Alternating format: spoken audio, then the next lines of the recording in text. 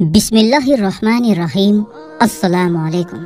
حلیمہ کی گود میں ہمارے حضور صلی اللہ تعالی علیہ وسلم مکہ سے 150 کلومیٹر دور ایک بستی تھی جس کا نام بنو سعد تھا۔ حضور صلی اللہ تعالی علیہ وسلم کی پیدائش کے ایک ہفتے کے بعد بنو سعد کی 10 عورتیں اپنی اپنی سواری لے کر مکہ کی طرف کسی دودھ پینے والے بچے کی تلاش میں نکلی۔ اس زمانے میں عورتوں کے لیے روزی کا یہی ایک ذریعہ تھا کہ وہ عورتیں مالدار گھرانوں کے بچوں کو اپنے گھر لا کر انہیں دودھ پلاتی، اور پھر جب وہ بچے تھوڑا بڑے ہو جاتے تو انہیں ان کے ماں باپ کو واپس کر آتی، اور اس کے بدلے میں ان بچوں کے ماں باپ دودھ پلانے والی عورت کو بہت زیادہ پیسہ اور تحفے دیتے تھے۔ اسی امید میں بنو سعد کی 10 عورتیں مکہ کی طرف اپنی اونٹنیاں لے کر چلی۔ انہی عورتوں میں حضرت حلیمہ سعدیہ بھی تھی۔ حضرت حلیمہ سعدیہ کے گھر بہت زیادہ غریبی تھی۔ ان کے شوہر کو کوئی کام نہ ملتا، پھر بکری چرا کر انہی کے دودھ پر دن رات گزارا ہوتا تھا۔ حلیمہ سعدیہ کے گھر میں ایک اونٹنی بھی تھی، لیکن وہ بہت زیادہ کمزور ہو چکی تھی، کیونکہ بنو سعد قبیلے میں گھاس بھی بہت کم اگتی تھی، اس لیے جانوروں کو بھی صحیح سے چارہ نہیں مل پاتا تھا۔ حلیمہ سعدیہ اپنی اسی کمزور اونٹنی کو لے کر مکہ کی طرف ان 10 عورتوں کے ساتھ چل پڑی، تاکہ انہیں بھی کوئی دودھ پیتا بچہ مل جائے، جس کی وجہ سے ان کے گھر میں بھی 4 پیسے آنے لگے۔ حلیمہ سعدیہ کے ساتھ ان کا ایک دودھ پیتا بچہ اور ان کے شوہر تھے۔ ان عورتوں کی اونٹنیاں طاقتور تھی، اس لیے وہ بار بار حلیمہ سعدیہ کی اونٹنی سے آگے نکل جاتی، اور پھر دور جا کر ان عورتوں کو ایک جگہ پر رکنا پڑتا، تاکہ حلیمہ سعدیہ کی کمزور اونٹنی بھی دھیرے دھیرے ان کے پاس پہنچ جائے اور ساری عورتیں ایک ساتھ مکہ پہنچے۔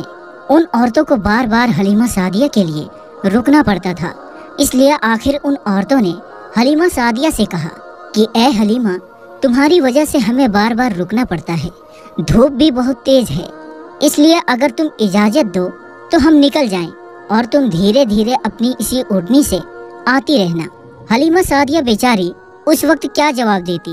انہوں نے کہہ دیا کہ ہاں ٹھیک ہے، تم لوگ میری وجہ سے پریشانی مت اٹھاؤ، جاؤ تم سب نکل جاؤ، میں اپنے شوہر کے ساتھ دھیرے دھیرے آ رہی ہوں۔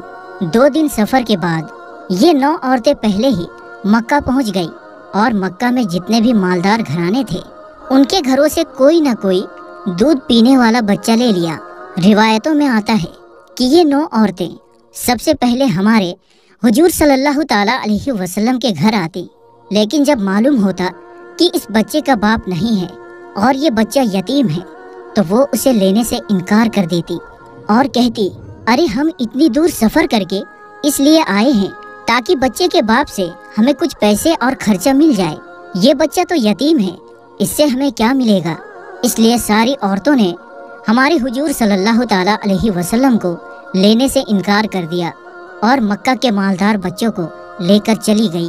جب سبھی عورتوں نے حضور صلی اللہ تعالی علیہ وسلم کو لینے سے انکار کر دیا تو یہ بات حضرت آمینہ کے دل کو لگی، اور وہ اکیلی گھر میں بیٹھی اپنے اس چھوٹے بچے کو دیکھ کر رونے لگی، اور دل ہی دل میں سوچنے لگی کہ اے کاش آج میرے معصوم بچے کے باپ زندہ ہوتے تو میرے بچے کو بھی کوئی عورت اپنے گھر لے جاتی، اے کاش میرے شوہر زندہ ہوتے تو وہ میرے بچے کو گود میں لے کر بازاروں میں گھماتے اور اسے اچھے اچھے کھلونے دلاتے۔ حضرت آمینہ کے آنسو دیکھ کر شاید اس وقت اللہ تعالی حضرت آمینہ سے کہہ رہے ہوں گے کہ اے آمینہ، تم پریشان کیوں ہوتی ہو؟ اس بچے کے باپ اسے کھلونا لے کر نہیں دے پائے تو کیا ہوا؟ اس بچے کی تو ایسی شان ہوگی کہ میں آسمان کے چاند کو اس بچے کے لیے کھلونا بنا دوں گا، اور وہ انگلیوں کے اشارے سے چاند کے 2 ٹکڑے کر دے گا۔ اے آمینہ، اس بچے کے باپ اسے کیا بازاروں کی سیر کرواتے؟ آنے والے وقت میں دیکھنا، میں اس بچے کو آسمانوں پر بلا کر جنت کی سیر کراؤں گا۔ حضرت آمینہ خاموش پریشان بیٹھی تھی اور شاید یہی سب باتیں سوچ رہی تھی۔ حضرت عبد المطلب کو بھی جب اپنے پوتے کے بارے میں یہ خبر معلوم ہوئی کہ کسی عورت نے بھی میرے پوتے کو قبول نہیں کیا ہے، سب نے لینے سے انکار کر دیا ہے، تو ان کے بھی دل پر ایک چوٹ لگی، اور دل ہی دل سوچنے لگے کہ اے کاش میرا بیٹا عبداللہ زندہ ہوتا تو آج میرے پوتے کو یہ دن نہ دیکھنا پڑتا۔ شام کا وقت ہو چکا تھا، حلیمہ سعدیہ اسی وقت مکہ پہنچی تو انہیں معلوم ہوا کہ اب مکہ میں کوئی مالدار گھرانے کا بچہ نہیں بچا ہے۔ ان سبھی عورتوں نے ہر ایسے بچے کو لے لیا ہے جس کا باپ مالدار ہو۔ حلیمہ سعدیہ تلاش کرتی ہوئی حضرت آمینہ کے گھر پہنچی اور دروازہ کھٹکھٹایا۔ پوچھنے پر بتایا کہ میں دودھ پلانے والی ہوں، دیہات سے آئی ہوں، بچہ چاہیے۔ حضرت آمینہ نے سوچا کہ یہ عورت بھی ابھی میرے بچے کو دیکھ کر منع کر دے گی کہ میں اس یتیم کو گود نہیں لیتی، لیکن پھر بھی اللہ نے ان کے دل میں بات ڈالی اور انہوں نے حلیمہ سعدیہ کو گھر کے اندر بلا لیا۔ حلیمہ سعدیہ کو بھی جب اس بات کی خبر ہوئی کہ بچہ یتیم ہے اور اس کا باپ نہیں ہے تو لینے سے انکار کر دیا اور واپس چلی گئی۔ انہیں کوئی بھی بچہ نہیں ملا اور وہ اپنے شوہر کے پاس ایک خیمے میں پہنچی۔ شوہر نے پوچھا کہ اے حلیمہ کیا ہوا، کوئی بچہ نہیں ملا؟ حضرت حلیمہ نے جواب دیا کہ نہیں، ہم دیر سے پہنچے اس لیے مکہ کے سارے بچے ان عورتوں نے لے لیے اور میری قسمت میں شاید کوئی بھی بچہ نہیں ہے، لیکن ہاں ایک گھر میں گئی تھی تو وہاں ایک یتیم بچہ تھا، اس کا باپ مر چکا ہے، تو اس سے ہمیں کیا ملے گا؟ جب باپ ہی نہیں تو پھر ہمیں پیسے اور تحفے کون دے گا؟ اس لیے میں نے اس بچے کو لینے سے انکار کر دیا۔ رات کا وقت تھا، دونوں میاں بیوی خاموش بیٹھے تھے۔ حضرت حلیمہ کی گود میں جو بچہ تھا وہ بہت زیادہ رو رہا تھا کیونکہ وہ 2 دن سے بھوکا تھا، اور حضرت حلیمہ کے سینے میں بالکل بھی دودھ نہیں بچا تھا کیونکہ حضرت حلیمہ نے بھی کئی دنوں سے کچھ نہیں کھایا تھا، اس لیے بھوک کی وجہ سے ان کے سینے میں بھی دودھ آنا بند ہو گیا تھا۔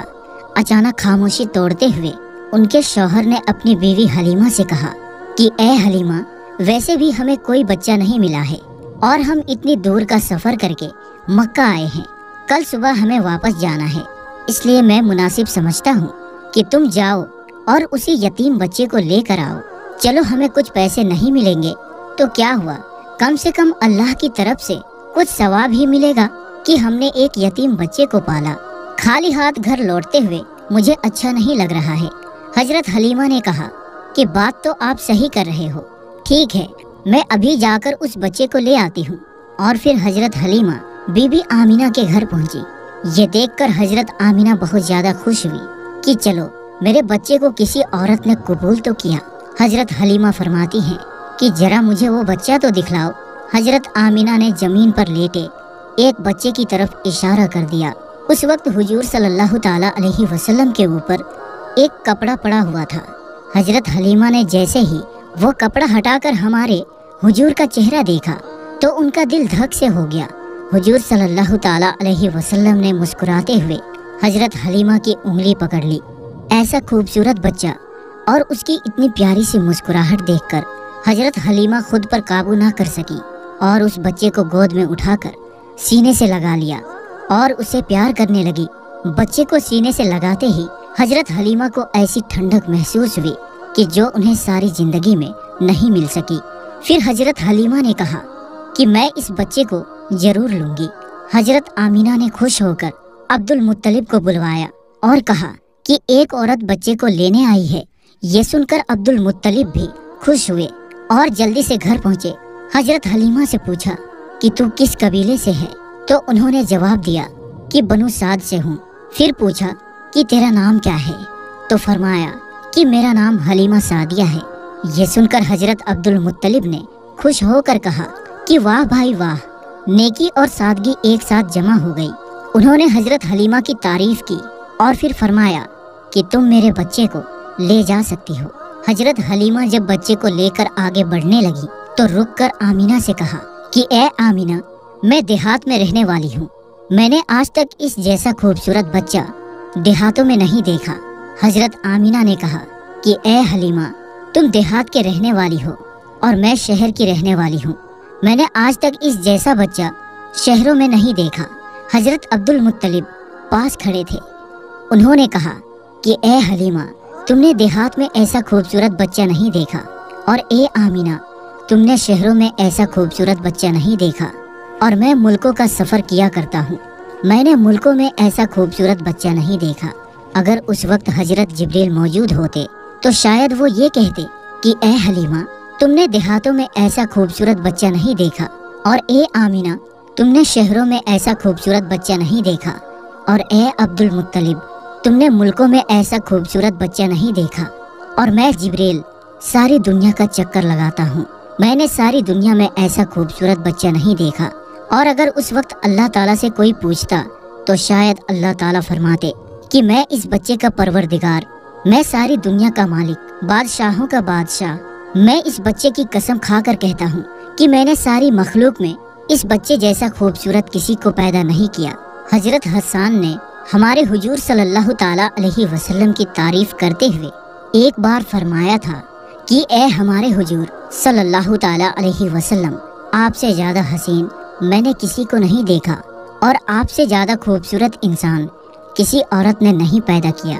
آپ تو ہر برائی سے پاک کر کے پیدا کیے گئے، آپ تو بالکل ویسے ہی پیدا کیے گئے جیسا آپ کو ہونا چاہیے تھا۔ حضرت حلیمہ سعدیہ حضور صلی اللہ تعالیٰ علیہ وسلم کو گود میں لے کر اپنے شوہر کے پاس پہنچی۔ رات بہت زیادہ ہو چکی تھی، بھوک بھی بہت زیادہ لگ رہی تھی، وہ چھوٹا بچہ بھوک سے رو رہا تھا۔ حضرت حلیمہ نے حضور کے بارے میں سوچا کہ اس چھوٹے بچے کو اپنے سینے سے دودھ پلا کر تو دیکھوں، شاید ایک دو قطرے دودھ اس بچے کو مل جائیں۔ حضرت حلیمہ نے جیسے ہی حضور صلی اللہ تعالیٰ علیہ وسلم کو اپنے سینے سے لگایا تو ان کے سینے میں دیکھتے ہی دیکھتے دودھ بھرتا گیا، اور حضور صلی اللہ تعالیٰ علیہ وسلم نے پیٹ بھر کر دودھ پیا، اور اس دوسرے بچے نے بھی پیٹ بھر کر دودھ پیا۔ حضرت حلیمہ اور ان کے شوہر یہ دیکھ کر بہت حیران تھے کہ آخر یہ سب ہو کیا رہا ہے۔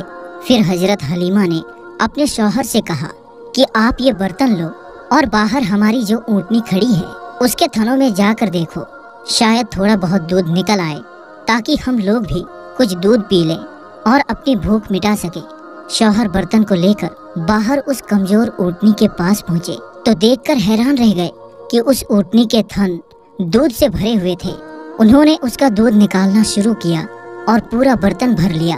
جب وہ دودھ لے کر حضرت حلیمہ کے پاس پہنچے تو حضرت حلیمہ بھی حیران رہ گئی کہ ہماری اس کمزور اونٹنی کے اندر سے اتنا زیادہ دودھ کیسے نکلا۔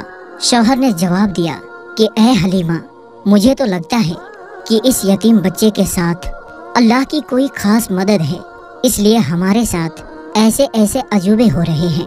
حضرت حلیمہ نے حضور صلی اللہ تعالیٰ علیہ وسلم کو اپنے گلے سے لگاتے ہوئے کہا کہ ہاں، مجھے بھی لگتا ہے یہ میرا چاند سا پیارا بچہ ہمارے گھر کی ساری مصیبتوں کو ختم کر دے گا۔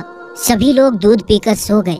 صبح ہوئی تو شوہر نے اپنے قبیلے بنو سعد کی طرف لوٹنے کی تیاری شروع کر دی۔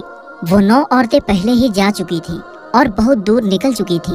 شوہر پہلے اونٹنی پر بیٹھ گئے اور پھر خود اپنی بیوی کو اپنے پیچھے اونٹنی پر بٹھایا۔ ہمارے حضور صلی اللہ تعالیٰ علیہ وسلم اس وقت حضرت حلیمہ کی گود میں تھے۔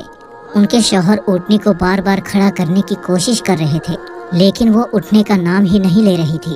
پریشان ہو کر شوہر نیچے اترے تو وہ اونٹنی ایک دم سے کھڑی ہو گئی۔ شوہر بہت زیادہ حیران ہوئے اور پھر سے اونٹنی پر آگے بیٹھ کر اسے چلانے کی کوشش کرنے لگے تو وہ پھر سے بیٹھ گئی اور اٹھنے کا نام ہی نہیں لے رہی تھی۔ شوہر کو کچھ شک ہوا اور انہوں نے حضرت حلیمہ سے کہا کہ اے حلیمہ، تم اس بچے کو لے کر آگے بیٹھو اور میں تمہارے پیچھے بیٹھتا ہوں۔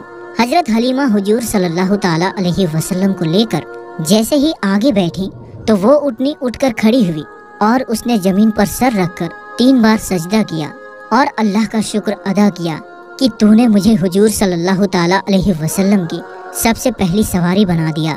اور پھر اس اونٹنی نے ایک دوڑ لگائی اور بہت تیز چلنے لگی۔